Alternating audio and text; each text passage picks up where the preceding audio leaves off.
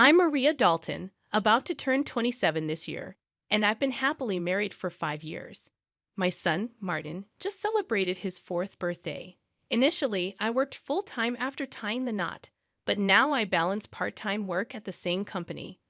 My husband, Kevin, is 30 years old, 3 years my senior. Our journey from dating to marriage was initiated by Kevin's passionate advances, but post-marriage, I observed a shift in his demeanor towards a more domineering side. Kevin has a 20-year-old sister named Jane Dalton, and their age gap seems to contribute to a somewhat indulgent relationship on Kevin's part. Before marriage, I didn't mind Jane's frequent visits and assumed they got along well. However, after tying the knot, I started noticing changes in her behavior. Jane often drops by unannounced, at any time, and expects to be served without ever bringing a token of appreciation. Kevin, rather than addressing the situation, expects me to accommodate her demands. Jane acts as though I'm invisible, addressing only Kevin with a casual "brother, I'm here again." Despite not preparing for an additional guest, I end up serving dinner to Jane. Kevin, instead of understanding, blames me aloud, insisting I should have been more considerate. Despite Jane's verbal apologies, it's evident she relishes Kevin's preferential treatment. Left with leftovers, I prepare my own meal while Kevin and Jane continue their chat on the sofa, leaving the dining table messy. They never acknowledge Martin or me, treating us more like hired help than family. One evening, as I'm about to take a bath with Martin, Kevin interrupts, loudly instructing me to buy a cake for Jane. Despite it being late, Jane insists on having it immediately. Kevin blames me for delaying, and, feeling compelled, I reluctantly head to the cake shop with Martin in tow. Overhearing their conversation, I learn they're criticizing me for being inconsiderate and questioning the decision to marry me. Meanwhile, Martin, though unable to grasp the words, senses tension in our relationship. Suppressing my emotions, I ask him about his cake preference, and he cheerfully requests one with lots of fruits. Our trip to the cake shop was filled with discussions about cakes, momentarily pushing aside Kevin's earlier words. Martin and I arrived just before closing time, fortunately finding the cake Jane desired. We purchased 2 cakes, including the fruit-loaded one Martin wanted. Back home, I served the cakes to Jane and Kevin, then prepared Martin's cake and headed to the dining room. The moment I placed it in front of Martin, Jane pointed and expressed her desire for that cake. Before I could react, Kevin moved Martin's chosen cake in front of Jane, disregarding Martin's protests. Kevin justified his action, claiming he bought the cake with his earnings and had the right to choose for Martin. Unable to contain my emotions any longer, I voiced my dissatisfaction.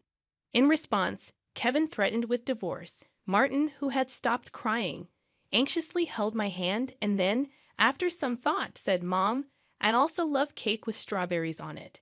Yes, it's really delicious." He mentioned this while eating a cake initially wanted by Jane. Feeling that Martin was enduring too much, I lifted his cake plate when I saw Jane reaching for it. I took Martin to the next room so he could enjoy his cake in peace. Kevin apologized to Jane, claiming he was sorry for being stingy. Despite wanting to retort, I held back for Martin's sake. Watching Martin innocently enjoy his cake was a heartwarming sight. After finishing the cake, we decided to have a late bath and sleep in Martin's bed. The next morning, I discovered Jane had already left. As I prepared breakfast, I heard Martin crying. Shockingly, his piggy bank, a gift from my father, was broken, and the saved money was gone. Martin, who always said goodnight to the piggy bank, was left heartbroken. When I questioned Kevin about it, he casually mentioned that Jane needed some money, so she took it from the piggy bank. Holding a crying and shaken Martin, I felt his pain so acutely that I cried with him. It was painful to witness Kevin prioritizing and caring for his sister more than our son. Expressing my anger and sadness, I confronted Kevin, breaking my usual silence on arguments in front of Martin. Kevin, without a word, went to the bedroom and returned with something shocking in hand: divorce papers. I discovered the hidden divorce papers that Kevin had tucked away somewhere I didn't know. In a sudden burst, He confronted me, shoving the papers at me before storming out of the house with a loud bang. Martin, who had never cried over the issues with Kevin and Jane, seemed to have reached his limit, crying since last night. Unable to bear seeing Martin so hurt, I suggested skipping daycare for the day, and he happily agreed with a loud yes, showing a faint smile. We spent the day playing and bonding, with Martin bringing a picture book from the shelf, sitting on my lap, and happily remarking, "The teacher at the nursery today was Mama, right? He looks like an angel."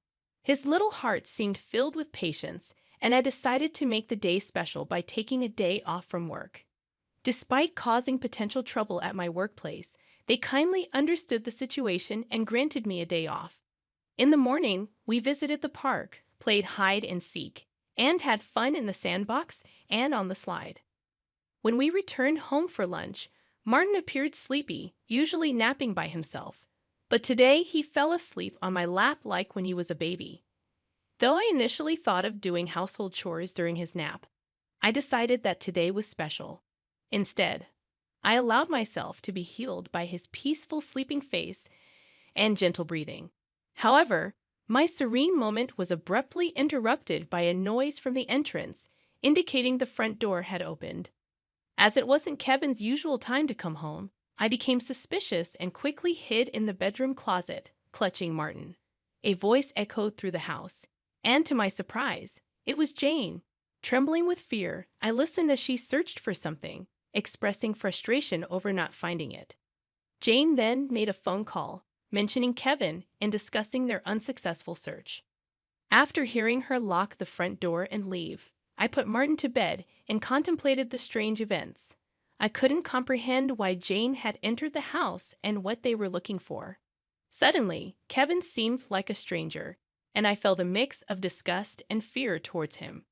Swiftly packing essentials for Martin and myself, we headed to the station and took a train to my parents' house.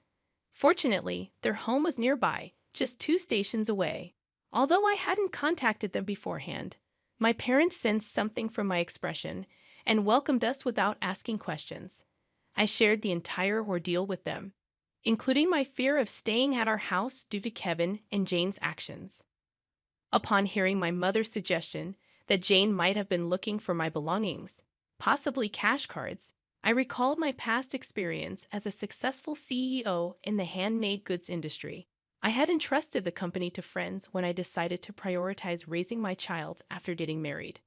Although I still worked part-time and communicated with the company from home, Kevin was unaware that I was still the CEO.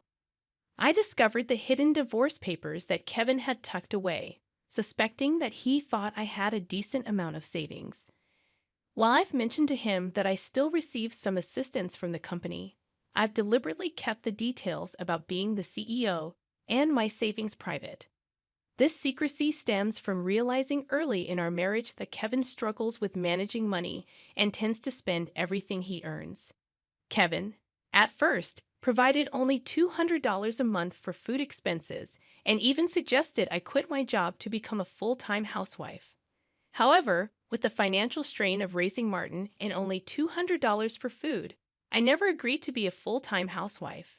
Eventually, he reluctantly allowed me to work part-time, and to ensure I wouldn't consider divorce, he had me sign a post-marital property waiver through a lawyer.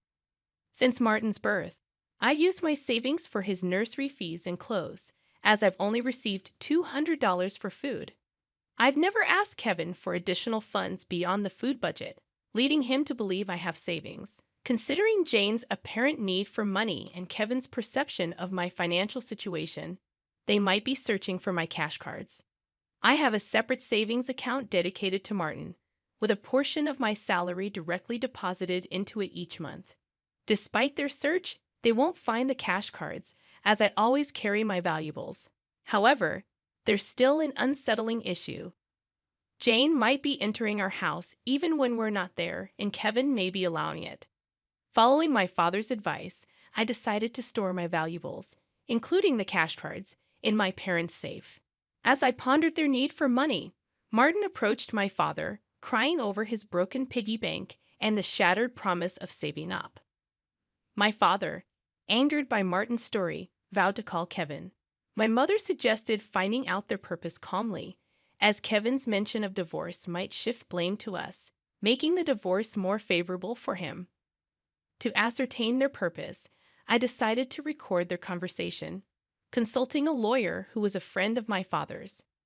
Returning home, I began cooking dinner, keeping my phone screen down to record secretly. Kevin arrived home, surprising me by immediately asking about my cash cards. When I questioned him, he gave vague answers, attempting to deceive me. When I remained silent, Kevin grew agitated and demanded all my part-time money for his sister. Refusing, I explained it was for Martin's savings. In response, he angrily pushed the signed divorce papers toward me, declaring that I was living off his money and didn't need to save for Martin. He even uttered words implying he valued Jane more than our son. Hearing this, I stopped preparing the meal, put the divorce papers in my bag, took Martin's hand, and headed for the door. Kevin, in a loud voice, declared his serious intent for divorce, instructing me never to come back. I responded by stating I wouldn't return to a house where a stranger could come and go freely. After leaving, I received numerous messages and calls from Kevin, which I ignored.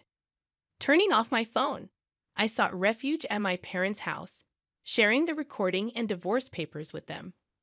Although I confessed to having no love or affection for Kevin, I expressed concern for Martin. My parents advised me to do as I pleased, acknowledging the potential emotional impact on Martin if a divorce were to occur. While grappling with the decision to divorce Kevin, Martin expressed his hunger. My mother, seeing my distress, kindly made him hamburgers, his favorite dish.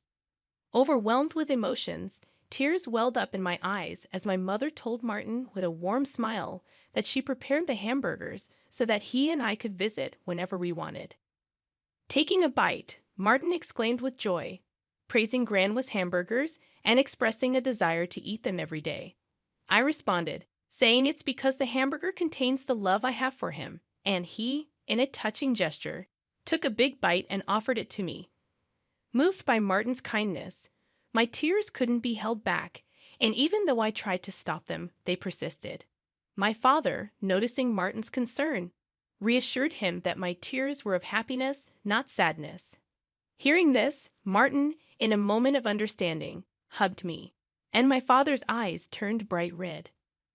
Realizing the blessing of being with family, I remarked to Martin that family is precious. Surprised, he questioned if Dad had mentioned that only Jane was family. My father gently confirmed it, but then asked Martin if he wanted to live with them as family. With a laugh, Martin happily agreed, making everyone smile naturally. Despite contemplating divorce, the meal felt so happy that I finally decided to part ways with Kevin. I planned to inform Martin about it, and even though discussing it weighed heavily on my heart, Martin seemed to grasp the situation. Happily, he expressed the desire to live as a family, embracing the pet dog and calling him his younger brother despite the dog being older. Preparations for the divorce began, starting with contacting a lawyer who was a friend of my father. The next day, we formalized the contract, and my father and Martin shared comforting laughter while I laid in bed, reminiscing about my childhood. The following day, upon checking my smartphone, I found over 200 calls and messages from Kevin, showcasing his emotional instability. Exhausted, I turned off my phone, and with the lawyer's assistance, we explained the situation to my parents. Jane had accumulated significant debt from a casino and shopping addiction, and Kevin acted as her guarantor, planning to use my savings. The lawyer confirmed that the divorce papers had already been submitted, and Kevin sobbed upon realizing it was finalized. Despite expecting disagreements about child support, he signed a pledge to pay $340 to Martin every month. In a subsequent call from Kevin, his tone lacked aggression, and he calmly admitted to financial manipulation and explained his complex feelings toward Jane. I firmly asserted my decision not to reconsider and heard his faint sobbing before he wished me happiness and hung up. Remaining strong until the end, I discussed future plans with my parents and decided to stay with them until Martin grows up. I resumed my role as a company president and later learned that Kevin and Jane had informed their parents about the divorce and debt, resulting in disownement. Today, I find happiness being with my family.